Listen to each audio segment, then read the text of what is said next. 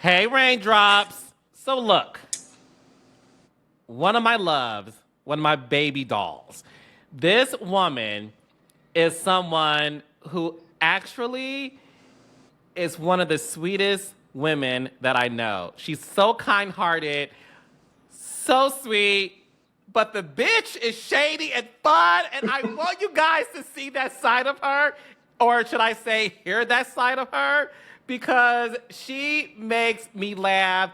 And with this podcast that I have, I want you all to get to know people who you think you may know, but you have no idea. I'm talking about my sister from another mister, Miss Malika Batty Hawk. Yes! Hello. How are you, baby doll? I miss you so much. I miss you too. I feel like I see you, but it's not physical, so it's not enough. You know what I'm saying. I want to like run and jump in your arms like I used to. Like, hold me. I know, because we used to work together and see each other every day, and then every once in a while, I would like run into you at random places with you and like other people. What was that? Like a little was it California Chicken Cafe or something? Look at us, our greedy selves. Yes, we run into each other when we're eating. When we're eating, and we also ran into each other in Las Vegas. Do you remember that? We were staying at the Encore. Yes, we did.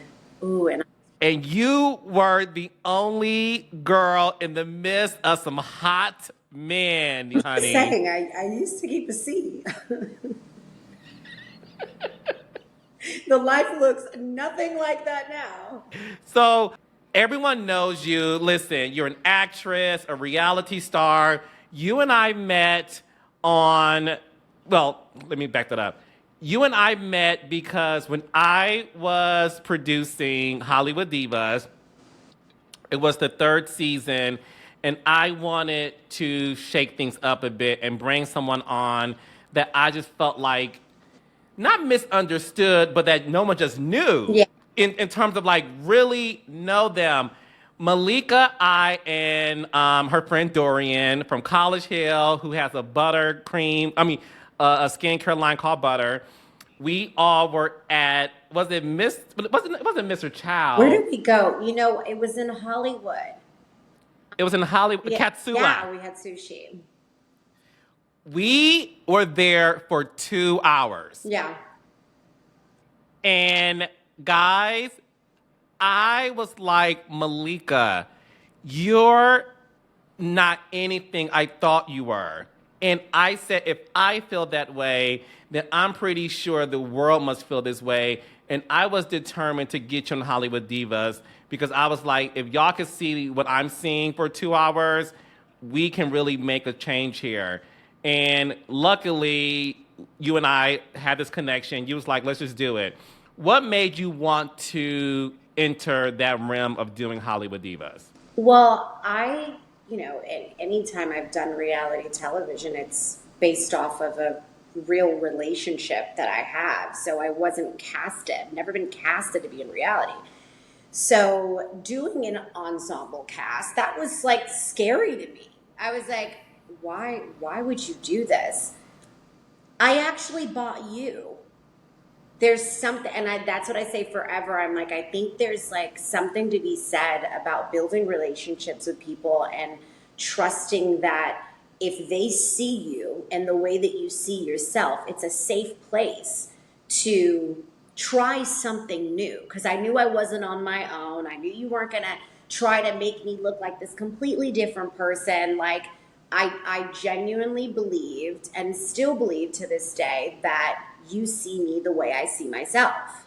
So that was safe for me. And I was in a place where, 9 times out of 10, if it's not with my sister or not with my best friend, I don't do it. And that was it was a good step for me. It was almost like, you handed me an opportunity to prove something not only to myself, but also to show up in a different way. And it was maturing. It was very maturing for me. Yeah, and the thing about it is, so you were on the show with Golden Brooks, Paula Day Parker, Countess Vaughn, and Lisa Wu. And the purpose of me creating that show was to show black women in Hollywood, like in all different phases of their career. And when you came on the scene, you fit in so beautifully and you were so comfortable, and you and Golden had this great friendship. And what was so fun about it, and I'm just gonna say it, a lot of people were like, Malika is like a sister. Like, I didn't know Malika could get down that way. Were you surprised that people assumed like you were this valley girl that, lived a certain life, and then when you were around these other black women, you were going toe to toe in terms of conversation and reads, but you also were just so fucking present in the moment. Well, it's funny because as much as I'm a valley girl, I'm a black woman. For some reason, that's shocking. I don't know why, but for some reason, that's shocking. A lot of the women in my family and my life are black women as well that happen to be quite similar to me. And I think that what was different was people were experiencing a different type of black woman who came from something that really hasn't been, there hasn't been a whole lot of light shined on black women that didn't grow up in primarily black environments, but still come from black families and households and cultures and all of those things. What did we have? We had Dee from Clueless. Well, that was Beverly Hills. Either way, it's still a movie. Right. So I'm saying, but there haven't been that many depictions of someone that, was raised by a teacher and pronunciates all her words and has a twang. And, I've known my life longer than probably anyone else knew how different I may have been when I went into different arenas or different environments or different states. Like, my sister and I were like, somewhat kind of afraid to say that shooting the movie ATL in Atlanta was a bit of a culture shock for us because we lived in a world where everybody was blended and nobody was the same. I went into Atlanta and everybody was black. So there were things along my journey that I learned because I was playing a character that was from Atlanta that was great for me. So it opened and expanded my mind. Everybody doesn't always come into my world. So when they are closed off or don't understand or think I'm not proud of being black or that I'm trying to be white or something other than who I am, I think it's ignorance. And, I've known for a long time coming that you don't beat the ignorant for being ignorant.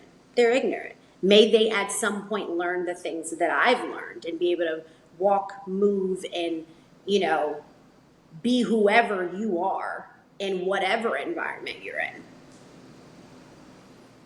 Yeah, no, and I could not agree more because, again, it was the beauty of showing a side of you that I just felt like people never got a chance to see because you're a private person. Yeah. And that's the one thing, Malika, no one knows about you. Malika, guys, y'all would think Malika, who has access to the world, would be on private jets every day, going to every party. I tell you, I'm just private. Like, that people are like, what do you do? I'm like, why would I run around and tell everybody what I do? That's what I do. And some people really are more comfortable in that fashion. It's just never been who I am. I'm just very introverted in that way. I just chose a very extroverted way of living and, financial means and whatever. I have a lot of things I do in private that people don't know. Even as far as work-wise, that's just some things I like to keep near and dear, like for myself. Yeah, no, even when you were going through the process of having a baby, you and I talked about that privately. Like, I knew about your journey of freezing eggs and going through IVF, and you and I would have these personal conversations. I would go to Malika's crib, and me and another producer would just sit on the couch, talk shit, and just have fun. And to me, you're so misunderstood only because you're private. But what you said earlier is a lot of people really think like, oh, she's not a black mom. And I'm like, her best friend is Lauren London. Cassie. It's just The what list people goes. choose to look, and this is the part I do understand. One of my best friends is one of the most successful people or one of the most famous people out here. So that's all they pay attention to. So really, that's not them looking at me because I haven't really given you me. If you truly pay attention, I have friends from all walks of life, and the majority of my friends are black. So, but if you only look at one avenue, then I can see how people could look at it that way. Do you feel like you're in Khloe's shadow sometimes? Or did you ever feel that way? No, I think that, shadows are very interesting because they come and they go, right? Sometimes you have to be in a specific area to be able to see a shadow. And I've never felt unseen. It depends on what you're looking for.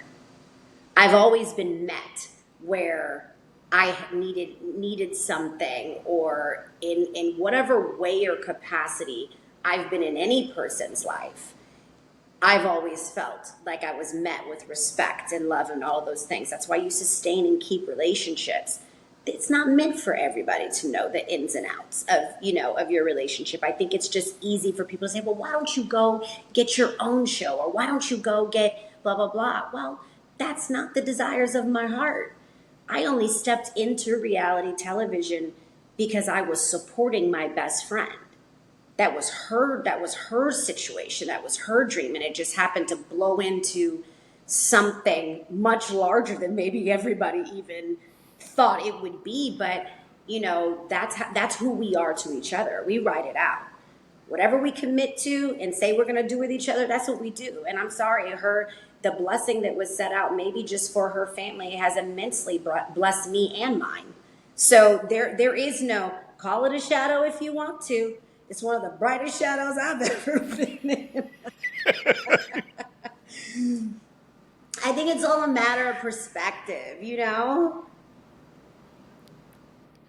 No, and you said something that struck me, and I want people to know this because again, this platform, this podcast is to get to know the side of my friends that I feel like a lot of people don't know.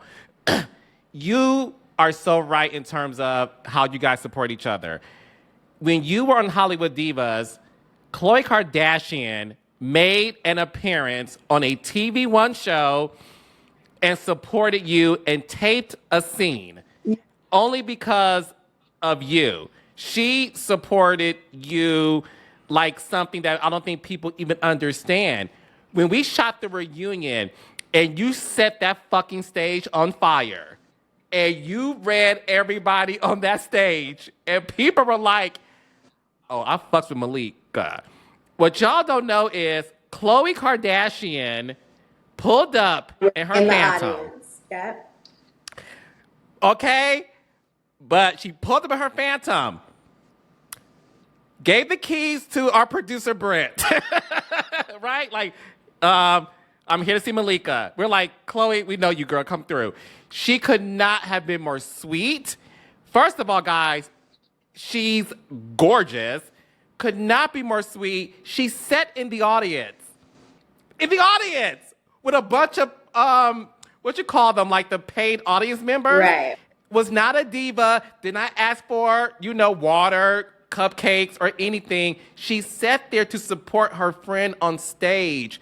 And that's what I want people to know. Like, it's not this one-sided friendship. When you were doing your own thing, she even showed up for you. And I just wanted to share that story because, I just don't think people understand that it is a two-sided relationship that is very sisterly-like. Yeah, I think that, and thank you for saying all those things because I think we celebrate each other in that way. So when other people don't know or don't give that to each other, it doesn't bother us because that's my sister. And vice versa, we're very close. So the opinions of others are just more laughable to us than anything because we know how we hold each other down. That's how you Oh, in a no. relationship for 20 some odd years. Like, it isn't based off of nothing. You know what that's like. Like, very few people can even say that, like, they have kept friendships from when they were kids, let alone be able to, like, grow up together, get the bag together. Like, I don't know how, there are best friends that wish they could work with their best friends. It's just not in the car. We've been incredibly blessed to grow up together and stick it out. It makes all of our No, I memories love so that. much sweeter. Oh no, you hold her down, and we know that, and she holds you down. So obviously, a few more questions. We'll get past this. Look, we all know what's going on in the news, the whole Tristan thing, and everything else. Obviously, she's your sister. All of our listeners are fans of hers, and we love her and adore her, and we're loving the new season of the Kardashians. Can you let us know how she's doing on a personal level? I think she's doing about as well as you could expect for someone in her circumstances. It's she's not the first woman to ever endure adversity in a relationship or be forgiving or hurtful, whatever. But there are some glory times that are really meant to just be glory times. And some of that has been stripped from her. And it's sad, but she really is one of the strongest people that I know because she's got a good head on her shoulders. And, faith is something else. And she's got a great deal of it. I'll tell you that much. Because this ain't easy. It's not easy for me to watch. So I know it's not easy for her. Do you are you the girl that calls the guy and be like, motherfucker, what the fuck are you Oh, doing? for sure. Please. Please. Both of us are that guy. Both of us. But when we have some relationships that are, family is so important to both of us. And now it's not the same when it's just you. We have these kids now. We have these babies. And their fathers are very intricate portions of their lives. And they're good fathers. What happens with the moms and the spouses, we can all sit here and say some shit should never happen. But it does. And I think that's when you have to continue to remind yourself of who the priority is. And it's these babies. Absolutely, absolutely. So we know that this new season is coming up in September. We miss seeing you on television, Malika. Let me ask you this. Do you understand that you gained not only a whole new respect, but a whole new following based on Hollywood Divas and how you read The Girls for Filth? Were you surprised by the reaction people had for you in that moment? Because the comments were insane and people wanted more of you, Malika. A little bit. I was a little, I'm like big at like looking and then like disappearing. So I don't think initially I took a lot of it in, but I did receive a lot of the love. It was really funny too when people were like, well, that Valley girl went right out the door. I'm like, well, I don't know how many people sound like a receptionist when they get hot, but the south side of Chicago that came from my parents came right up and out of me.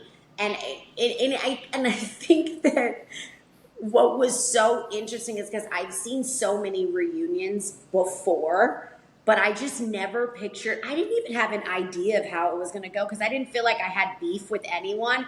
And then the minute I became a target, I was like, oh, so today is the day that I let people know that I'm really not the one. Got it. So I'm like, so you guys are just going to leave me absolutely no choice. Okay, that's fine. It's okay. I'm a lover till I got to fight. Oh, baby, and you fight. Don't do my twin ever, No, okay? Oh, Not that one. That's mine. I don't play about her. Never, ever have. I used to fight boys when we were younger for her. I know, because my brother was a little older and he couldn't. So he would make me go. I've always been a protector. So,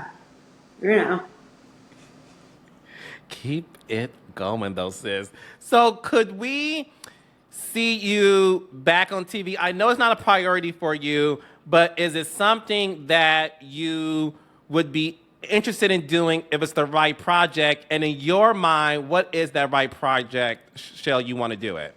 Who? A loaded question, Mr. King. Um, Look, I'm on the second season of The Kardashians. I'm not leaving that. I don't know what a television show looks like for me. And it's funny because I've been talking about this a lot, like meetings today and whatever. It's like, I shut a lot of my life down just to raise my son. And, just got him off to school a month ago because he was ready, and so was I. But now I'm trying to find my own balance and figure out, re-identifying who this woman is. I'll be 40 in March. You know what I mean? Like I know. I'm like I have so many things that I want to do and so many things that I'm working on and have my hands in that I don't know. It would have to probably be presented to me because I'm not seeking to do a show. But you know me, I don't really leave anything on the table unless it's truly not for me. So if the opportunity present itself, I would listen. I would listen to you, Carlos. I would listen to you. Well, I have a couple of ideas. Listen, I think there's something fun about, you and Khloe as like Thelma and Louise, going out on some adventure, meeting people, a few good men, army style. I see that. Arm? I see. Would you do something like that, Malika Haqq? I don't know. I don't know. Let me read A little. it. Let me read it. Okay, think about that. Let me, Think about that. I have another Give me pitch a for you. rundown. All right. I'll send you the one sheet. And then I'll have another pitch. You're a young mom. Cassie's a young mom. Lauren London. Your sister, Khadijah, obviously. Uh-huh. There's a world to really show this new wave of Black women who are telling their own stories and leading the charge in creating their own narratives. And I think that organic relationship that you have, obviously with your twin, but with the other women I just named, could also be interesting. No, I mean, I love my girls. It's just funny because remember when we were all just like running around and free, and now all of us have like all kids, and life just looks so much more serious than it did before because it is. Our priorities are different, and I guess it would just have to really align with all of us, and obviously, any project would be a beautiful experience and memories for us. Anytime you can get somebody else to do home video on you and you don't have to pay for it, but they pay you, I believe in that. That's the kind of stuff it's a blessing to be able to do what we do. So I would hear that out as well. If I do a Hollywood Divas reboot, would you do it? Oh God, Carla. Because it really just isn't my issue isn't the cast. I didn't have an issue with the cast. It's the drama that has to ensue with women that I'm like, I just don't have this amount of drama with women in my real life. Why would I run towards that? It's crazy. I'm like, my anxiety is under control. The blood pressure is good. My health is at an all-time high. I lay my head on the pillow just as comfortably as I want to. And when I don't like the pillow, I go buy a new one. I mean, I just feel very in control. I don't know. Are you thinking about doing a reboot? I'm just asking questions, Malika. Listen, one thing you know about me, and this is some tea for our listeners. Me and Malika are always about the business. 100%. I mean, I just don't see why we get up and spend our time doing anything else. No, so when something materializes, you know you'll be the first person that I call. But the other thing that I want people to know is you are like this serial entrepreneur. Yeah. So talk to us about all the other things you have going on because Mama is busy, so much so I'm so happy she had time to do this interview because she's booked and busy. Yeah, I mean, I think that's probably the private piece about me. And I feel like some of the things that I want to do and launch like next year are like passion projects of mine that I've probably wanted to do like 10 years ago, but was just like too scared to do them.